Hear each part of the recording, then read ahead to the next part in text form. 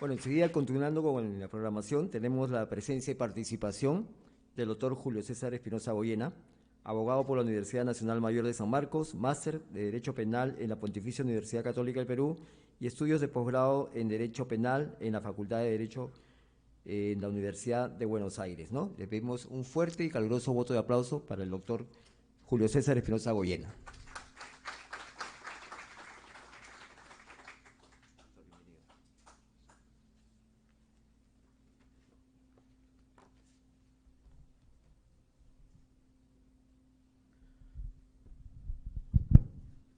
Bien, buenos días a todos. Gracias a la doctora Villavicencio por su invitación y a ustedes por compartir este momento. Digamos, en unas circunstancias del contexto muy particulares, creo que vale muchísimo la pena reflexionar sobre tantas cosas que Gonzalo ya las ha adelantado de una manera, digamos, no solamente solvente, sino con la crítica que él siempre plantea en cualquier escenario.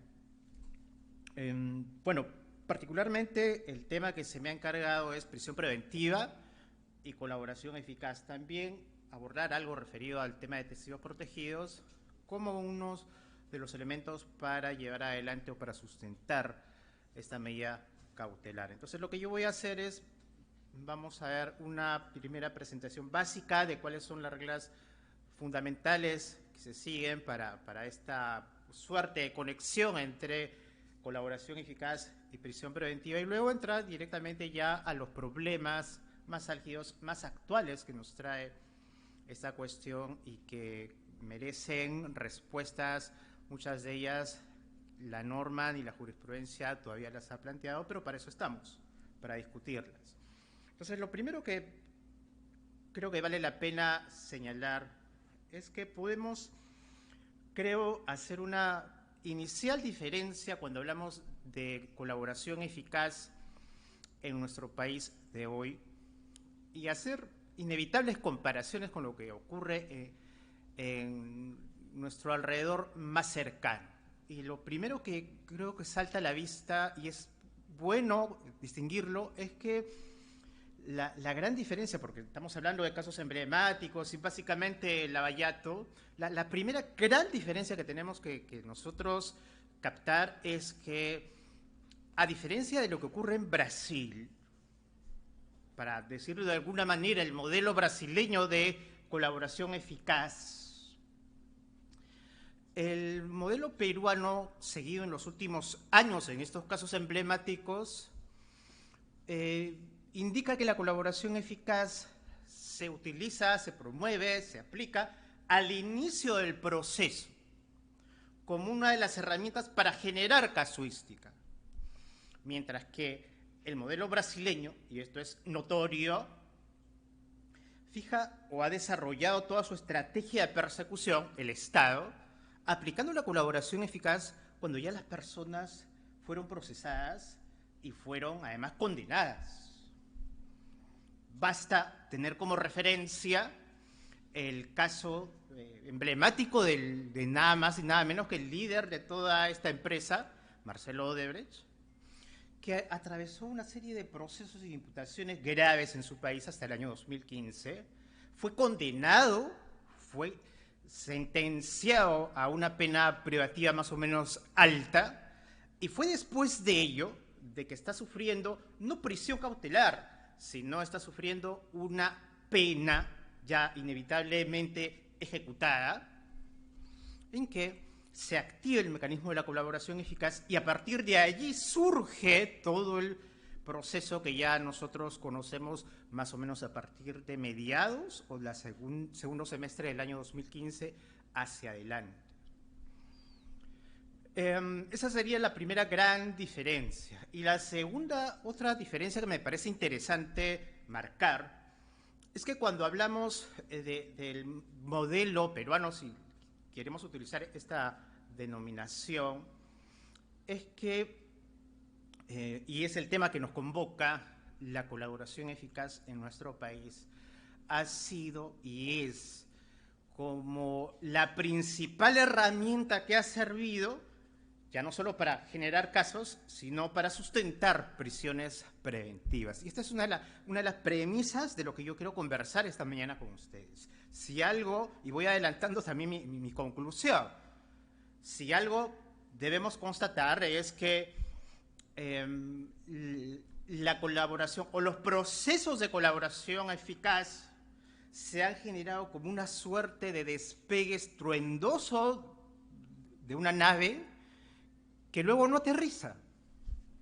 Y así como Gonzalo acertadamente dice, el problema es la investigación, porque luego de 36 meses no vemos la acusación, pues de la misma manera que no vemos la acusación, pues también ocurre que transitamos todo ese plazo de una prisión preventiva que se generó sobre la base de un procedimiento de colaboración eficaz que también está navegando, que también está en trámite, pero que tampoco aterriza, que tampoco llega a buen puerto.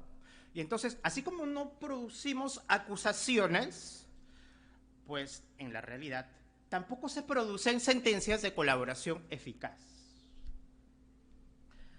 Porque la visión del sistema actual es una visión efectista. Iniciemos procesos penales porque el resultado y el impacto de nuestra labor se va a medir por cuántas prisiones preventivas se dictan.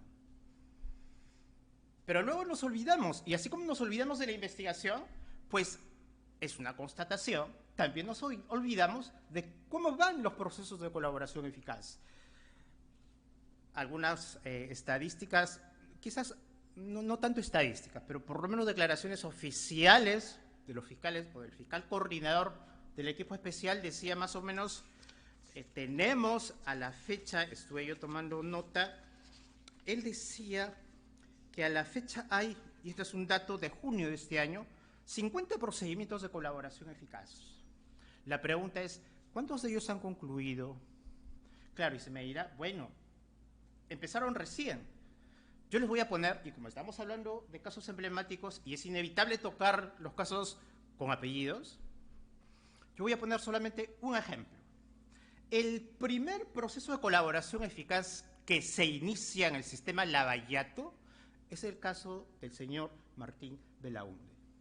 Se inicia en el mes de junio del año 2015. Este es un dato público, se ha revelado su identidad, todos conocemos quién es, y hay todo un debate al respecto.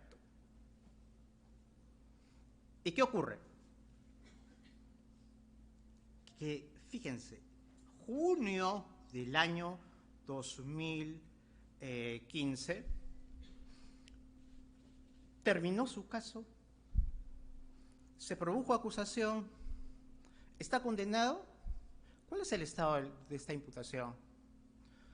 Fíjense, 3 años y medio o 4 años, y este caballero acaba, creo, de salir libre por vencimiento del plazo de la prisión preventiva.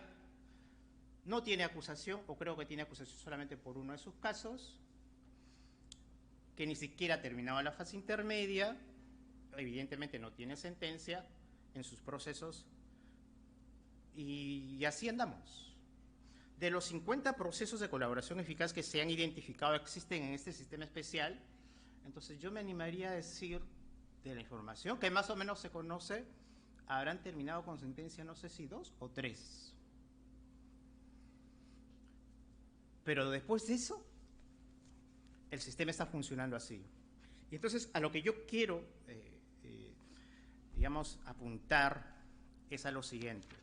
Nadie discute la legalidad de esta institución, nadie discute la necesidad de un procedimiento no convencional frente a la criminalidad no convencional.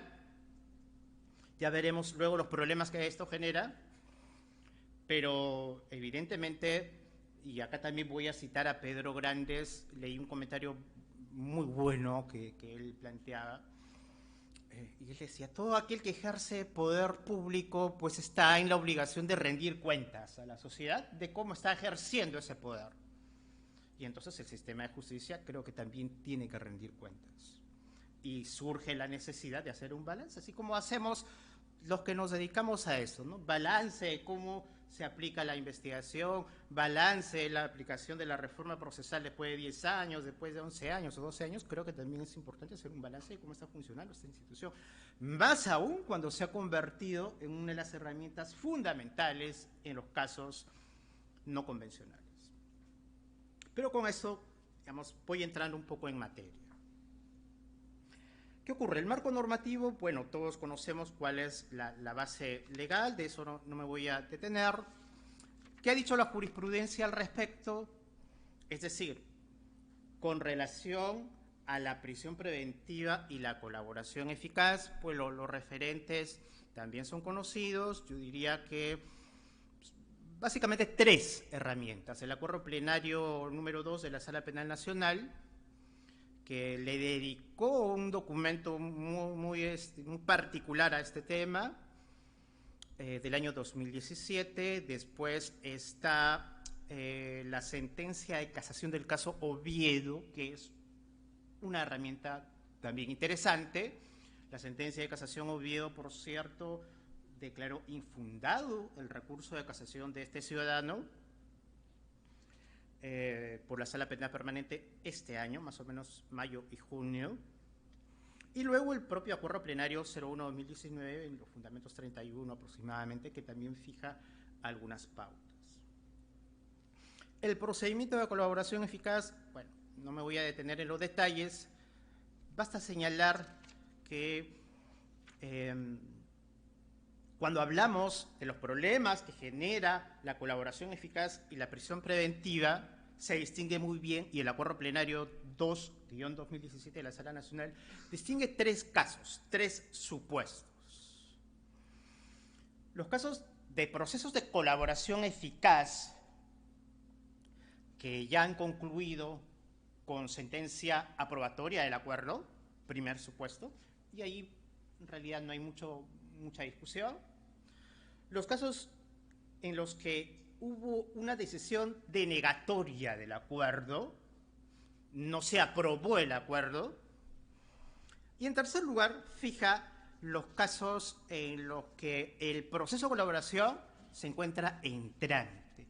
Y es allí donde radica el problema, y es allí donde se fija el centro de discusión, de análisis, de todo lo que la jurisprudencia, la poca jurisprudencia que hemos referido, ha intentado fijar pautas. Es decir, ¿cómo hacemos para poder utilizar los elementos que se producen en un proceso de colaboración que está recién en su fase inicial, y para que esa información se traslade al proceso receptor, que es el proceso donde se está discutiendo la prisión preventiva? Pues esa interrogante ha sido, para empezar, resuelta por la propia ley, y el 481A del Código, modificado en el fines de 2016, nos da una respuesta básica, pero ya plantea la fórmula. Y nos dice: los elementos de convicción que se producen al interior del proceso de colaboración eficaz, es decir, durante el procedimiento de corroboración de lo que dice el aspirante a colaboración, pueden ser el sustento y se pueden utilizar para poder sustentar y decidir una prisión preventiva. Primera pauta. Y la segunda pauta nos dice: también se puede utilizar la propia declaración del aspirante a colaboración eficaz, a pesar que el proceso aún está en trámite, en fase de corroboración, siempre y cuando esté acompañada de otros elementos de convicción que lo corroboren. Y hasta ahí llegó la norma. Repito, 481-A. Entonces, la pregunta que ha intentado responderse en estos últimos años es: ¿cuáles son las reglas para dar por válida esa corroboración, esa verificación? Y sobre el particular diríamos que hay tres posibilidades, tres alternativas que se han venido discutiendo en la casuística local. La primera de ellas nos dice que para poder legítimamente sustentar una prisión preventiva basada en la declaración del colaborador o del aspirante a colaborador eficaz, yo necesito que esa declaración haya sido corroborada en el propio proceso de colaboración eficaz. Más nada. Y de manera cerrada. Por eso a esta primera línea de respuesta se le conoce en la casuística como exigencia de corroboración interna. De modo tal que, mientras dentro del proceso especial la delación no haya sido contrastada con otras fuentes de investigación, pues el fiscal no puede utilizar dicha declaración para sustentar, y el juez menos aún, para decidir un mandato de prisión. Este criterio, que es el maximalista, el más, intenso desde el punto de vista de la, protección de la defensa, principalmente de la defensa, fue, por cierto, discutido, o por lo menos planteado, en otro caso emblemático de estos que estamos más o menos comentando. Y anoté que, en efecto, en el caso del que fuera presidente del Club Regatas, deben ustedes recordar que estaba asociado al caso del gobernador regional del Cusco, Gustavo Salazar se llama este señor, ocurrió que su defensa llevó esta cuestión a la Corte Suprema. Es decir, la defensa plantea el recurso de casación contra la resolución de la sala que le confirmó la prisión preventiva, y en el recurso de casación Gustavo Salazar decía lo que acabo de explicar, es decir, entre otras razones, no se ha alcanzado la sospecha grave porque lo que han dicho los colaboradores eficaces no se ha corroborado. Y no se ha corroborado porque, fíjense el razonamiento, que es el que corresponde a esta primera tesis. No se ha corroborado porque solamente podrá estar corroborada la declaración del aspirante cuando el juez del proceso especial dicte la sentencia de corroboración eficaz. No hay otra forma de corroborarse si no es con la declaración del juez al momento de aprobar y dictar el correspondiente, premio o beneficio.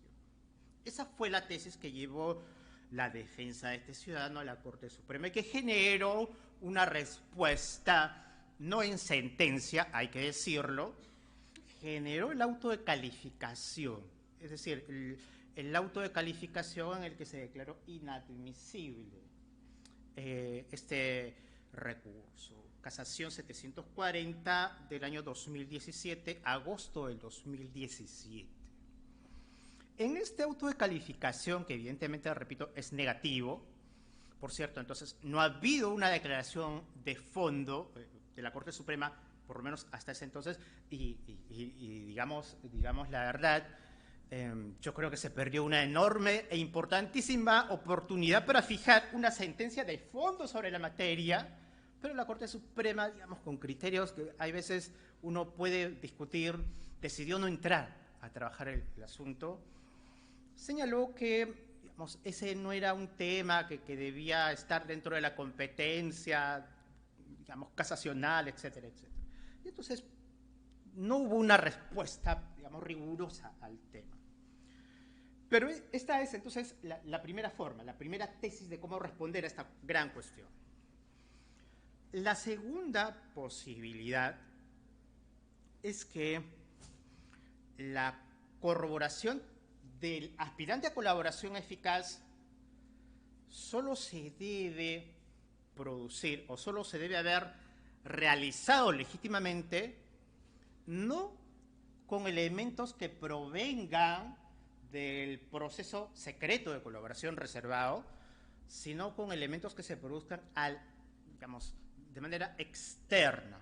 Dicho en términos concretos, con elementos de convicción que produzca el fiscal en el proceso receptor, en el proceso en el que está requiriendo y sustentando la prisión preventiva. Esa es, digamos, la otra explicación, la otra tesis. Y finalmente, una posición, digamos, que sigue una corriente o una explicación más complementaria, nos dice lo siguiente, que es la tesis que sigue el Acuerdo Plenario 2/2017 en minoría, la posición en minoría, cuando dice que la corroboración de la declaración del aspirante para sustentar una prisión preventiva se da por satisfecha y legítimamente realizada cuando ésta se corrobore tanto por elementos del proceso secreto, del propio proceso de colaboración, aun cuando no haya todavía una sentencia porque está en proceso de corroboración, pero también con elementos del proceso receptor, del proceso donde se discute la prisión preventiva. Digamos que una suerte, repito, de visión más integral, más complementaria. Y a partir de ahí entonces se van fijando las pautas que la Corte Suprema ha ido ya cada vez definiendo. Y lo digo cada vez definiendo porque después del Acuerdo Plenario 02/2017, que es de la Sala Penal Nacional, no de la Corte Suprema, se fue entendiendo que en efecto la corroboración que se exige para sustentar una prisión preventiva tiene que ser un proceso de corroboración, repito, que provenga de ambas fuentes. De modo tal que lo que más o menos se va produciendo en términos de lo que exige la verificación del primer presupuesto de la prisión, es decir, la verosimilitud del derecho, el cumplimiento del fomus bonis iuris, de la apariencia del delito, ocurre más o menos en este término, ¿no? Es decir, todos hemos visto esos grados de conocimiento que fija, por ejemplo, el Acuerdo Plenario 0117, la sentencia plenaria sobre el lavado de activos, y creo que la más explícita cuando dice que hay niveles de sospecha, ¿cierto? Sospecha simple, la sospecha razonable y luego la sospecha grave. Creo que allí se sintetizan los tres grados de conocimiento más claros y la Corte Suprema ha dicho que la sospecha simple es la base para iniciar una investigación, la sospecha razonable es la base o el fundamento para formalizar una investigación preparatoria y la sospecha grave, o ahora denominada sospecha fuerte, es la base para una prisión preventiva. Siguiendo esa analogía, para seguir este esquema que más o menos todos conocemos, diríamos lo siguiente. De cara a esta relación entre declaración del aspirante a colaboración eficaz y prisión preventiva, que la sola declaración del aspirante a colaboración eficaz se ubica en el nivel de la sospecha simple, ¿no? El nivel, el grado más ambiguo, más inseguro del conocimiento necesario para imputar un delito.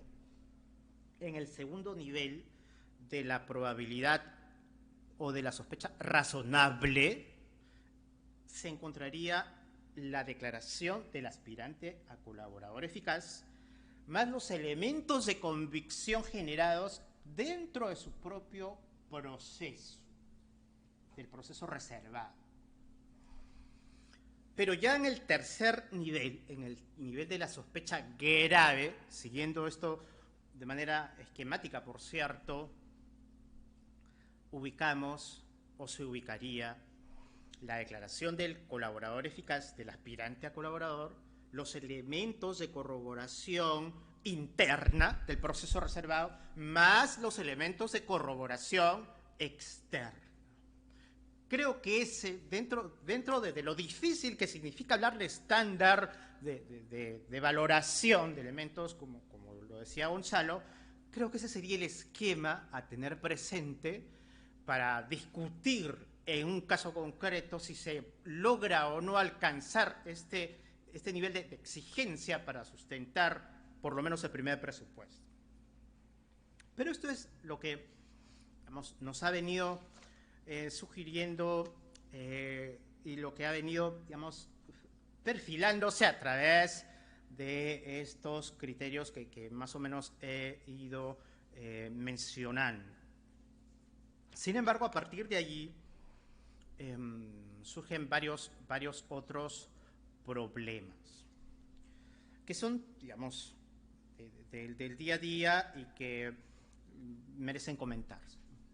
Todo esto, por cierto, y creo que hago un pie de página con relación a la utilización de la evidencia, de los elementos y la propia declaración de proceso de colaboración eficaz en su relación con la prisión preventiva. Quiero dejar para un momento posterior analizar toda esta problemática respecto de las medidas preliminares, que son secretas y que no generan y no conllevan mayores espacios de contradicción. Pero a eso en todo caso nos referiremos después. ¿Cuáles son los problemas, las dificultades que se van presentando? Vamos a ver. ¿Qué es lo que se traslada? ¿Qué es lo que el proceso fuente de colaboración eficaz transmite como información al proceso receptor? Pues el código y el reglamento de colaboración eficaz dice que lo que se traslada es una transcripción que a criterio del fiscal hace del contenido de la declaración del aspirante, que es, como todos sabemos, secreta. Y hasta allí llegó, digamos, el criterio que se ha utilizado por evidentes razones de preservar el carácter secreto de un proceso como el que significa un proceso premial o procesal premial. Pero a eso, o sea, a la regla según la cual solamente se debe transcribir el texto pertinente, se agrega en el reglamento de colaboración eficaz una norma adicional. Bueno, en el propio código, la propia norma del código también la señala, al indicar que como herramienta de control para saber si aquello que el fiscal ha transcrito es correcto, es válido, es completo, le dice: el juez de la investigación preparatoria que tiene que discutir, que tiene que revisar la pretensión del fiscal, la pretensión de prisión preventiva, tiene, ojo, y esta es una norma poco, no sé si conocida, pero me queda claro que poco utilizada. Y dice: el juez de oficio puede pedir al fiscal que le exhiba la declaración completa del aspirante a colaboración eficaz. Entonces el juez le dice: oiga, señor fiscal, usted me ha transcrito 3 párrafos, 3 fragmentos de una declaración. En mi condición de juez de garantía, yo necesito conocer el texto íntegro, porque de ese modo yo como juez podré evaluar si es que en efecto puede ser fiable aquello que usted está transcribiendo. Yo no dudo la veracidad de lo transcrito. Quiero conocer el texto completo de la declaración. Y esto es lo que dice la norma, incluyendo el reglamento en su artículo 17. Norma, por cierto, poco usada, o por lo menos yo no he visto que se genere ese espacio de discusión en estos procesos, digamos, tan frecuentes, donde la colaboración eficaz ha sido, digamos, el eje, ¿no? Desde los casos iniciales hasta el caso los árbitros, todos han sido atravesados por esta metodología, pero en ninguno de ellos he visto que esto se esté generando. Pero a ello agregar que la sentencia del caso Oviedo, la sentencia de casación del caso Oviedo, esa sí sentencia a la que me he referido, le agrega un dato adicional, ¿no? Estamos en la vía de la interpretación y de hacer una lectura más, creo que funcional, de esta regla. Lo que dice la sentencia Oviedo es que ya no solamente es una cuestión, digamos, oficiosa del juez, sino que también la defensa del inculpado se la puede pedir.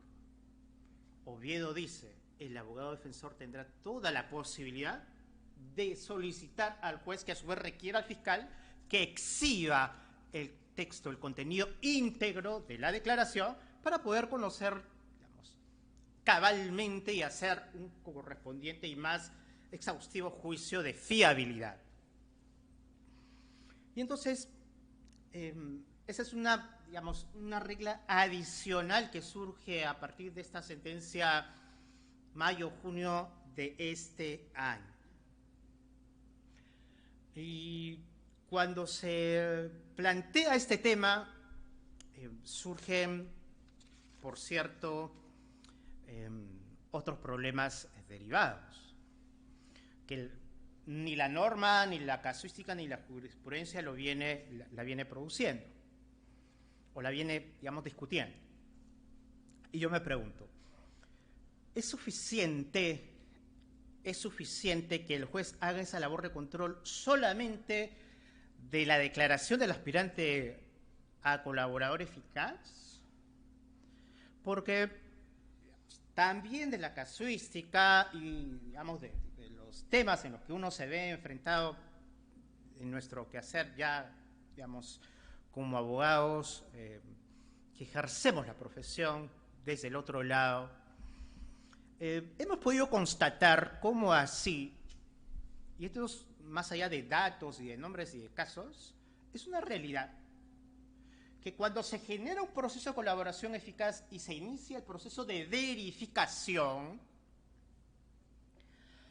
se van generando elementos de convicción, pruebas, digamos, se citan a testigos, se aportan documentos, se genera inclusive hasta prueba pericial dentro del proceso reservado, y resulta que el fiscal, el día que solicita la prisión, él es el que decide de ese proceso reservado, que solo él conoce y nadie más, si hay 50 elementos de convicción, él escoge los 4 que son o que tienen mayor carga incriminatoria y esos los incorpora junto con la declaración del aspirante al pedido de prisión preventiva. Yo entonces planteo como una cuestión a discutir y que me parece tendría que seguir la misma lógica que el control de la declaración del aspirante. No es razonable o no sería razonable entonces que el juez también pida la exhibición de todo el material que se va generando durante el proceso de corroboración. ¿Y por qué digo esto? Porque la experiencia indica, constatado en casuística específica, que durante el proceso de corroboración no solamente se generan o se van recopilando elementos de convicción de cargo, es decir, que refuerzan, que avalan el dicho del delator, sino que también se van generando elementos de convicción que la ponen en cuestión, que no corroboran, que desdibujan el dicho del aspirante, del postulante al beneficio. Pero esa información nunca ingresa a un requerimiento de prisión, evidentemente el fiscal nunca la va a plantear, y muchas veces puede ser información que cuestiona severamente la imputación, pero obvio, el fiscal la va a mantener en secreto. Y el inculpado o la defensa de quien se va a decidir la prisión nunca la va a conocer, pero la va a conocer mucho tiempo después. Entonces, creo yo que ahí hay un tema interesante a discutir, pero adelanto que me parece razonable que si el juez va a hacer un juicio de fiabilidad revisando y pidiendo al fiscal que exhiba el íntegro, obviamente con las reservas que esto tiene, el íntegro de la declaración, le debe decir, señor juez, a ver, yo en acto reservado también quiero conocer si usted ha presentado 2 elementos de convicción, quiero conocer los otros 10 o los otros 15 para saber si en efecto estamos poniendo sobre la mesa todo lo que se va produciendo y que quizás tenga decisión o influencia en una libertad o una prisión o una comparecencia. Pero este es un tema que no se ha planteado, este no es un tema que se haya discutido por ninguno de los referentes a los que digamos, he mencionado antes, pero lo planteo como un tema que además tiene la lógica de saber o de recordar, por cierto, no en todos los casos, pero en muchos casos, el juez de la investigación preparatoria que va a resolver el pedido de prisión va a ser o es el mismo juez que tiene la competencia para en su momento aprobar o desaprobar la colaboración eficaz. Es el mismo juez que va a revisar el futuro acuerdo. Y eso está comprobado, repito, por la casuística. Claro, no siempre en todos los casos, pero ya se han verificado casos en los que el juez que resolvió la prisión es el mismo que tramitó y que conoció y que resolvió el proceso de colaboración eficaz.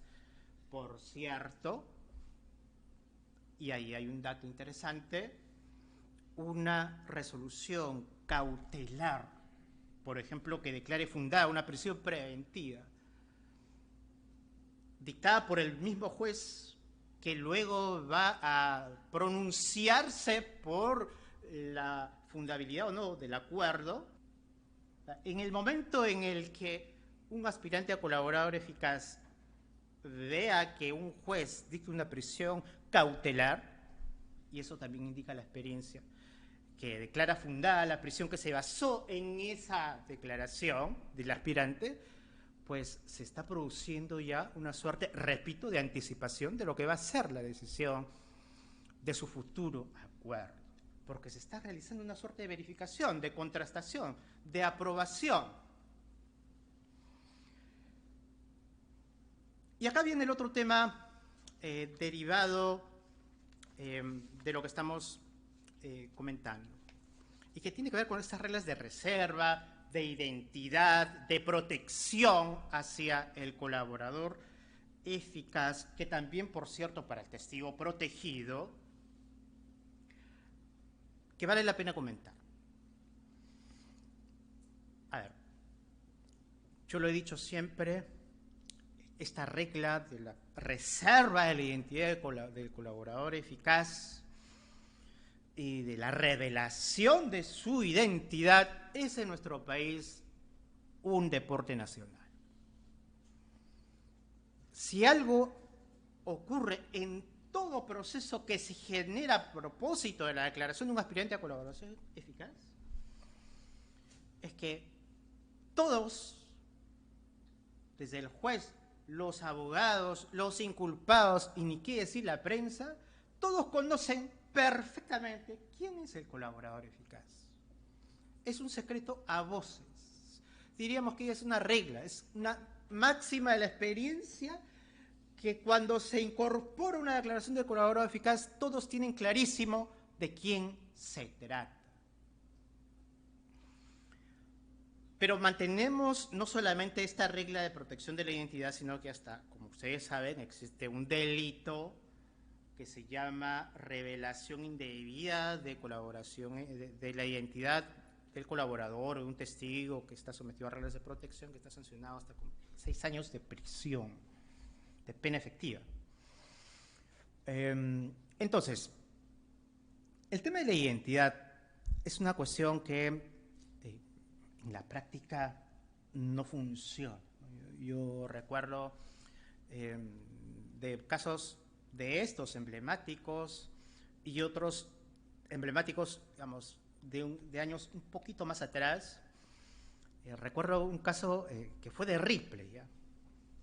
Se genera un caso importante contra un alto funcionario por una declaración de un colaborador eficaz, y entonces el fiscal, que era el fiscal de la Nación, el que tenía la competencia del caso, el fiscal de la Nación dispone que se traslade, que se recabe toda la información del proceso de colaboración eficaz. Y entonces cuando esto ocurre, el proceso fuente, el fiscal que conocía el proceso de colaboración eficaz, que recibe ese pedido, remite al fiscal de la Nación, que hacía el requerimiento, de manera oficial y como información para que se agregue a la carpeta del alto funcionario, remite, fíjense, remitió la solicitud que hace el ciudadano con nombre y apellido, su firma, su huella digital, nombre de su abogado, para acogerse a la colaboración eficaz. Luego, remite la disposición del fiscal que dio inicio a la colaboración eficaz. Remitió la disposición que le otorga la clave y luego remitió el íntegro de el texto de su declaración original, no transcrita. Bueno, uno podría decir que esto ocurrió por cierta, no sé, falta de experiencia de un fiscal de provincia, pero llega a la carpeta principal, al equipo especial que tiene el fiscal de la Nación para casos de altos funcionarios. El fiscal de la Nación saca una disposición decidiendo incorporar toda esa información a la carpeta, tal cual había llegado, y se comunica. Entonces yo llego un día, pago mi tasa, pido las copias, me entregan las copias y tengo absolutamente todo el expediente de colaboración eficaz que me lo entregó oficialmente el fiscal de la Nación. Para que tengamos presente cómo así este tema de la identidad y de la protección de la identidad se va convirtiendo cada vez más en una cuestión, digamos, poco funcional. Poco funcional porque además el tema de la identidad ha sido pensado desde siempre en los procesos especiales como una suerte de real protección frente a amenazas evidentes, flagrantes, de la alta criminalidad organizada o de una organización terrorista que si actuaba como tal y hasta podía matar a un delator, por supuesto había que desarrollar muchas reglas de protección, pero que en nuestro caso y para todos estos supuestos de casos recientes en realidad no funciona. Y tal no funciona que, como ustedes habrán visto en estos casos de los últimos meses, de pronto los testigos protegidos y los colaboradores eficaces dicen: señor juez, señor fiscal, justo cuando se discute el tema de la prisión, ¿sabe qué? Yo autorizo que se comunique, que se devele mi identidad. Porque en realidad no tiene ningún sentido. Porque en realidad es mucho más funcional, tanto para el objetivo del fiscal como para la defensa, y para que este resultado del proceso, tanto cautelar como la investigación principal, camine, pues es mucho más funcional que hayan posibilidades de contradicción de defensa respecto de quien está haciendo este tipo de imputaciones. Pero por eso mismo se generan, recuerdo en el caso Solidaridad Nacional, el caso Castañeda, un señor de apellido Bustamante comunicó oficialmente que renunciaba a la identidad que le daba este proceso especial.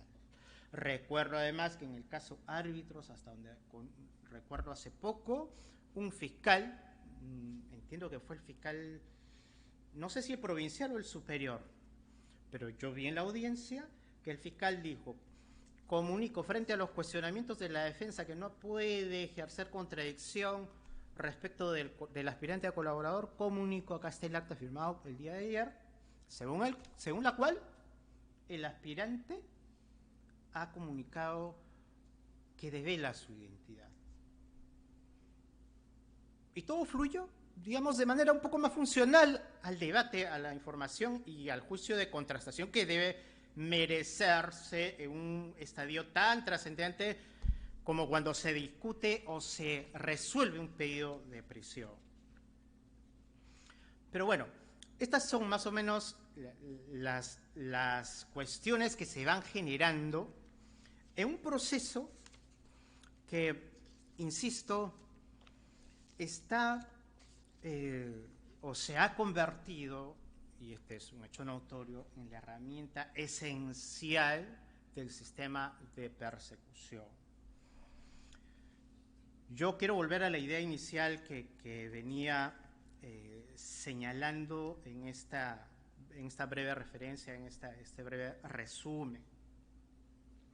Y ocurre que cuando hablamos de esta relación de colaboración eficaz y prisión preventiva, pues sucede que se está generando otro de los problemas tan complicados a los que se ha referido Gonzalo, pues una suerte de respuesta poco eficiente del sistema. La colaboración eficaz, más allá de que todos estemos de acuerdo como herramienta importante en casos de alta complejidad, se viene a convertir en una suerte de herramienta, insisto, inmediatista. Una herramienta que, vista en línea de tiempo, debería producir más resultados, por supuesto, debería servir más a los fines de la investigación, pues por supuesto, pero tener presente que en el modo y haciendo una suerte de balance de lo que está produciéndose en nuestro país en los últimos, digamos, meses, donde este tema ha sido mucho más intenso, pues resulta que los procesos de colaboración eficaz sirven como un gran detonante de casos y de órdenes de prisión, pero luego pierden su eficacia al no concluir dentro de lo que más o menos se espera como razonable en el tiempo. No hay un plazo para terminar un proceso de colaboración eficaz. La norma no te fija límites y es más, puede inclusive producirse una acusación fiscal respecto de quien se impuso una prisión preventiva y el proceso de colaboración eficaz que generó la medida cautelar no culmina, sigue en trámite y sigue en fase de verificación.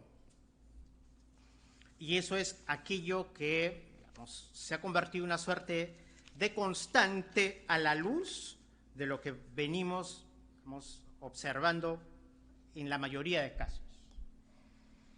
De otro lado, tener presente que algunas reglas importantes que se han fijado en los últimos meses, yo diría particularmente el acuerdo plenario 01-2019, el de prisión preventiva, fija también unas pautas, y creo que la más interesante es recordar que la declaración de un aspirante a colaborador eficaz no se puede corroborar con lo que dice otro colaborador eficaz. A lo que yo añadiría que tampoco se puede corroborar con lo que dice otro coimputado. El acuerdo plenario sostiene que hacer esto, digamos, no es literal, ¿no? Digamos, la lectura que uno debe darle, hacer esto, o sea, intentar corroborar la declaración de un aspirante a colaborador eficaz con lo que diga otro aspirante a colaborador eficaz o lo que diga otro inculpado, es más o menos como intentar, pues, construir una torre encima de la arena. Porque, por cierto, esto que no es, y debo reconocer, no ocurre frecuentemente, pero sí han sucedido casos. Es más, han ocurrido casos en los que, y esto es casuística pura, acá no hay invención ni tampoco, digamos, un comentario abstracto. Hemos conocido casos en los que el aspirante a colaborador tiene la clave número 1 y por razones de seguridad o de revelación de la identidad que hace, por ejemplo, la prensa, pasados los 6 meses, ese que tenía clave 1 tiene ahora la clave número 2. Le cambiaron de clave por razones de seguridad.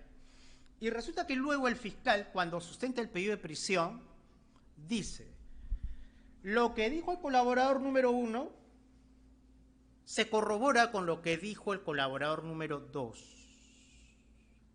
Esto, señores, es historia reciente. Esta metodología ha existido. Están allí las audiencias difundidas y colgadas en el portal de Justicia TV.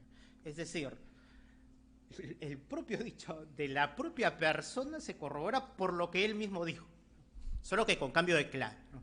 Y entonces lo que sucedió en el caso fue algo interesante. La defensa dice: a ver, señor juez, por diversas razones nosotros tenemos la sospecha de que se trata de la misma persona. Razón 1, razón 2, razón 3.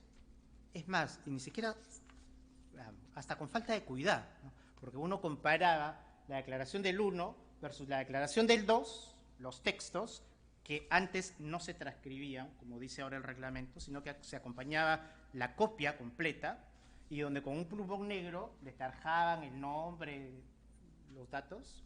Y uno comparaba el texto y veía, fíjense, cómo se hace casuística. Uno veía, nombre del abogado, era el mismo. Luego uno comparaba las firmas, que no se ocultaban, no se protegían. Veía la firma del colaborador 1 y luego el otro texto de la firma del colaborador 2 y a ojos de vista era exactamente la misma. Era exactamente el mismo trazo, sin necesidad de mayor peritaje al respecto. Y entonces cuando la defensa le dice eso al juez: señor juez, pero eso no es posible. Y entonces le pido que usted verifique y que el fiscal diga si se trata o no de la misma persona. Al final igual se impuso la prisión preventiva. Y al final se le dio crédito a lo que decía y nunca se pudo saber, nunca se pudo conocer, nunca hubo una respuesta, nunca hubo una comunicación oficial, por lo menos para conocer si se trataba de la misma persona. Pero eso que sucedió en un caso, por cierto, emblemático de los casos Lavallato, estoy seguro que puede suceder en cualquier otro caso. Con lo que digamos, vamos viendo la necesidad de que sea, digamos, a partir de lo que buenamente discuten los jueces en estos acuerdos plenarios, en estas sesiones que se hacen, se va, digamos, intentando resolver, dándole contenido y respuestas a estos problemas que son del día a día. No quiero explayarme ya más, simplemente terminar con la idea final de que, más allá de que todos estemos de acuerdo en la validez de esta herramienta, yo creo que la idea de límites al uso de estos mecanismos en el ámbito de la prisión preventiva va de la mano en considerar a la prisión como una medida excepcional. Si somos conscientes de ello, pues no debería en realidad existir casos en los que se generen estos problemas, porque la prisión preventiva debería fundarse en cualquier otro elemento de convicción, pero ojalá existiera el día en que no se funden en informaciones o delaciones que se producen de manera secreta. Y ojalá existiera el día también en que tengamos la posibilidad de decir que los operadores de justicia comprenden que esa es la razón de ser de ese cambio de modelo. Gonzalo decía, el cambio de modelo es mucho más que un mero ritualismo y en efecto nosotros hemos ya hemos visto cómo en los últimos años se entiende que el cambio de modelo procesal penal consiste en cambiar, no sé, un farragoso expediente por una memoria USB. Creemos que el cambio de modelo implica reemplazar un alegato escrito de 300 páginas por una exposición histriónica frente a las cámaras de Justicia TV. Cuando el cambio de modelo está más allá de las formas y del ritualismo y del procedimiento, el cambio de modelo en este punto está en la concepción que uno debe tener acerca de la libertad. ¿De qué me sirve a mí tanto histrionismo, tanta litigación oral, tanta tecnología en las audiencias, hasta videoconferencias, hasta audiencias vía WhatsApp? Tanta, digamos, modernidad, cuando yo igual puedo atropellar con un BMW último modelo que con una carreta vieja de los años 20. Por lo tanto, allí va la necesidad de una reflexión acerca de lo que está ocurriendo con lo que muchos denominan un modelo de orientación garantista. Esto es todo, creo, por el momento. Muchas gracias y vamos conversando.